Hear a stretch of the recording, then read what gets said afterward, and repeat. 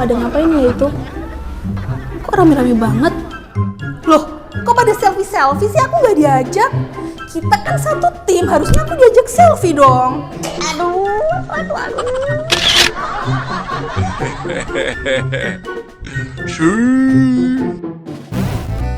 Ngomong-ngomong soal selfie, bentar-bentar. Pak Ganjar nih selfie-selfie sama Pak Prabowo, Pak Jokowi terang-terangan gini, apa nggak takut bikin Bu Puan sakit hati?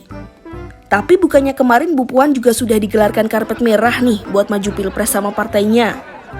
Nah, kalau Pak Ganjar maju pilpres, Bu Puan gimana dong? Kan nggak mungkin satu partai ngajuin 2 capres.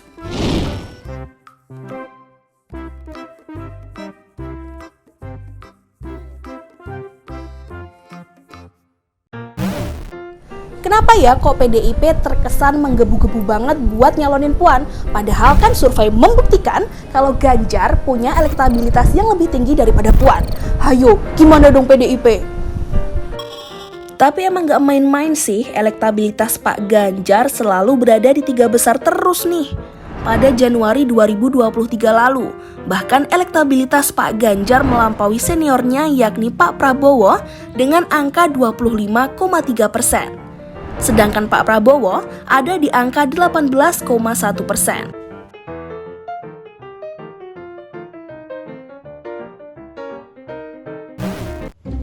Iya, terkait dengan soal Ganjar Prabowo itu cukup menarik sebetulnya.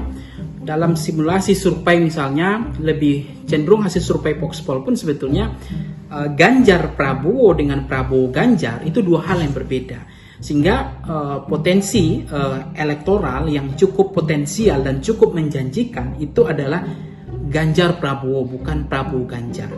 Karena apa?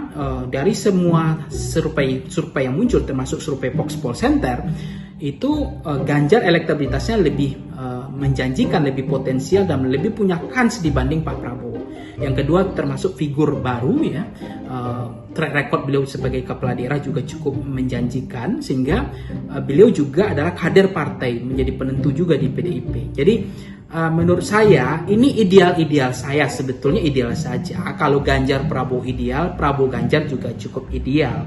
Cuma untuk posisi capres dan cawapres, cawapres tidak ada persoalan, tetapi konteks capres itu ada masalah karena semuanya tidak ada yang mau mengalah, karena positioning mereka Pak Prabowo ingin sebagai capres dan begitu juga Mas Ganjar pasti inginnya sebagai capres karena itu gengsi politik juga, bagi itu marwahnya PDIP juga. Nggak mungkin kadernya tiba-tiba partai nomor urut 1 ya, pemenang pemilu tiba-tiba menjadi cawapres. Bagaimana mungkin secara psikologi politik kader-kader PDIP di lapangan tiba-tiba harus mengkampanyekan caleg-caleg, mengkampanyekan Pak Prabowo. Dan begitu juga mungkin agak kesulitan juga kader-kader Gerindra tiba-tiba dipaksa untuk mengkampanyekan yaitu Ganjar sebagai calon presiden.